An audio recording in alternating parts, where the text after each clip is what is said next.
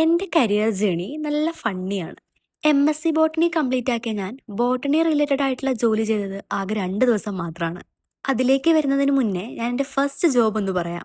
PG exam കഴിഞ്ഞ് ഹോസ്റ്റലും vacate ചെയ്ത് വീട്ടിലേക്ക് വന്ന സമയം മുതലേ എനിക്ക് ടെൻഷനായിരുന്നു നല്ലൊരു ജോബ് കിട്ടുമെന്നുള്ളത്. അതുകൊണ്ട് തന്നെ പിറ്റേ ദിവസം മുതൽ കണ്ട ജോബ് എല്ലാം ഞാൻ അപ്ലൈ ചെയ്തു. അങ്ങനെ പേര് കേട്ട ഒരു എജുടെക്കിൽ നിന്ന് ടീച്ചിങ് പൊസിഷനിലേക്ക് ഒരു ഇന്റർവ്യൂ കോൾ എനിക്ക് വന്നു.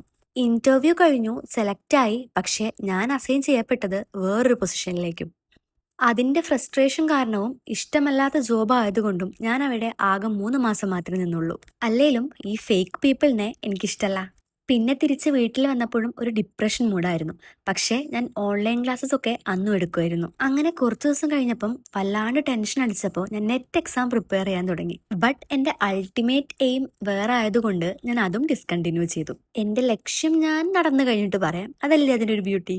അങ്ങനെ ഇരിക്കുന്ന സമയത്താണ് വേറൊരു എജുടെക് കമ്പനിയിൽ നിന്ന് റിസർച്ച് ആൻഡ് ഡെവലപ്മെന്റ് പൊസിഷനിലേക്ക് ഒരു ജോബ് ഓഫർ വരുന്നത്. അത് അറ്റൻഡ് ചെയ്തു, കിട്ടി. അങ്ങനെ ഏകദേശം 2 വർഷത്തോളം ഞാൻ അവിടെ ജോബ് ചെയ്തു. Better salary and financial stability important ആയതുകൊണ്ട് തന്നെ വേറൊരു നല്ല ഓപ്ഷൻ വന്നപ്പം ഞാൻ അവിടെ നിന്നും റിസൈൻ ചെയ്തു. കണ്ടോ, ഇത്രയും പറഞ്ഞപ്പോഴേ 1 മിനിറ്റിന് മുകളിൽ പോയി. സോ ബാക്കി എനിക്ക് എന്താ സംഭവിച്ചെന്നുള്ളത് ഞാൻ നെക്സ്റ്റ് വീഡിയോയിൽ പറയാം.